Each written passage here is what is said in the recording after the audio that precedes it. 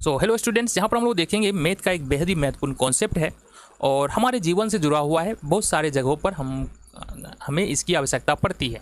हम बात करने वाले हैं प्रतिशत के बारे में या प्रतिशतता के बारे में। प्रतिशतता क्या होता है या प्रतिशत क्या होता है, हमारे आम जीवन में इसका क्या उपयोग है और इसको निकाल कैसे सकते हैं, इसके बारे में हमको यहाँ पर बात करते हैं। और इससे जुड़ी कुछ महत्वपूर्ण बातों के बारे में भी यहाँ पर हम डिस्कस करने वाले हैं। तो सबसे पहली बात, प्रतिशतता है क्या। अगर प्रतिशतता की बात करेंगे तो प्रतिशत जो है वो दो शब्दों से मिलकर के बना हुआ है, जैसा कि तुम देख रहे हो। पहला है प्रति, तो यहाँ पर पहला जो वर्ड है वो है तुम्हारा प्रति, और दूसरा जो वर्ड है वो है शत। तो बेसिकली प्रतिशत दो शब्दों से मिलकर बना है, प्रति और शत। प्रति का मतलब होता है प्रत्येक, प्रति का मतलब क्या हो जाएगा तुम्हारा प्रत्येक, और शत का मतलब होता है 100 में।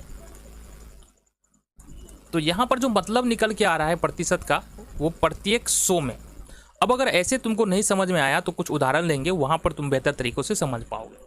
सपोज तुम्हारे पास, उदाहरण लेते हैं, सपोज तुम्हारे पास तुमने 100 बैलून फुलाया है। 100,000 नहीं होगा, 100 होगा ना। तो तुमने 100 बैलून फुलाया है। इस 100 बैलून में से 15 बैलून फट गए, 15 बैलून फट गए। हमने क्या, प्रतिशतता का मतलब होता है प्रत्येक 100 में। तो यहाँ पर 100 में से अगर 15 फट रहा है तो हम ये बोल सकते हैं कि यहाँ पर 15% बैलून हमारा फट गया है। बातें समझ में आ गई। और दूसरा उदाहरण भी ले सकते हैं, जैसे अगर 100 में तुम्हारे पास 100 रुपया है और 100 रुपया में से तुमने 27 रुपया खर्च किया। तो यहाँ पर 100 में तुमने 27 खर्च किया, इसका मतलब है कि यहाँ पर 27% रुपया तुम्हारा खर्च हो चुका है। इसी तरह से मान लो, एक उदाहरण तीसरा पकड़ लेते हैं। तुम्हारे पास मान लो 200 रुपये हैं। कितना रुपये? 200 रुपया है, और इसमें से तुमने 60 रुपये खर्च कर दिया। कितना रुपया? 60 रुपया खर्च कर दिया। तो यहाँ पर हमने कहा प्रतिशतता का मतलब होता है प्रत्येक 100 में।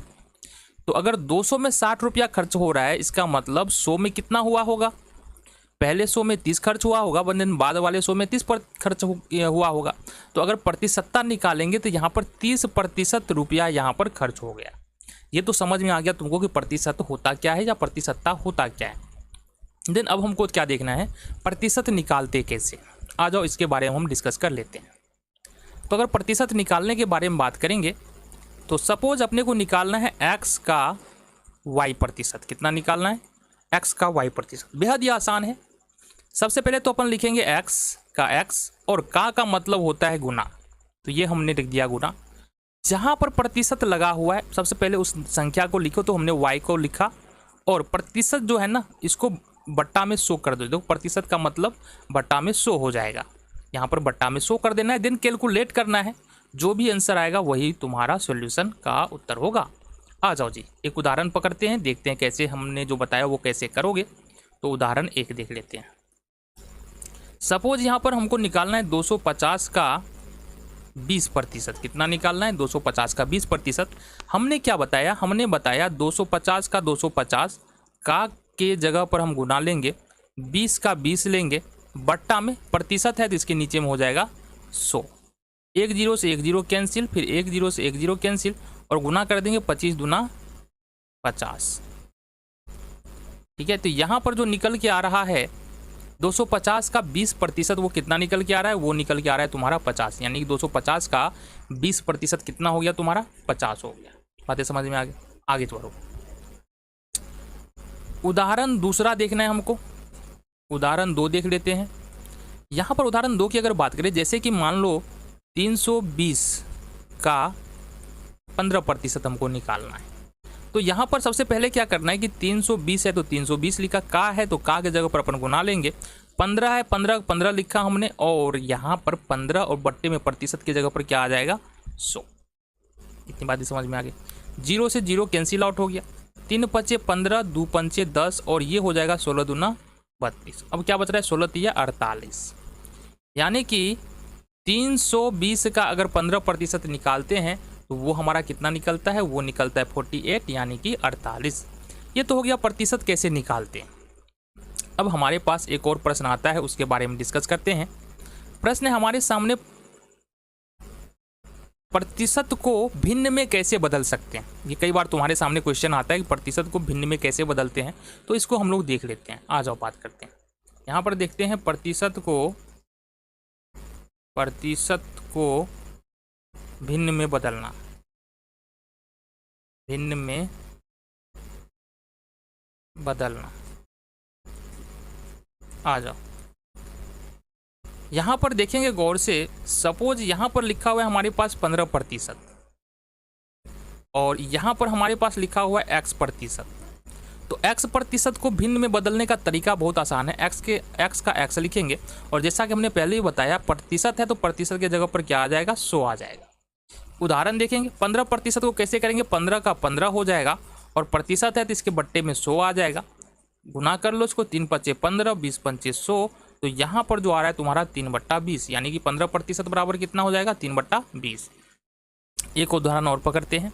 जैसे अपन क्या करते हैं ना, 13%, यहाँ पर 13 नहीं लेते हैं क्योंकि ये सिंपलेस्ट फॉर्म में नहीं आएगा, हम लेते हैं 25%। तो यहाँ पर क्या करना है, हमको सिर्फ 25 लिखना है, देन परसेंटेज लगा है तो इसके नीचे में 100 लिखना है।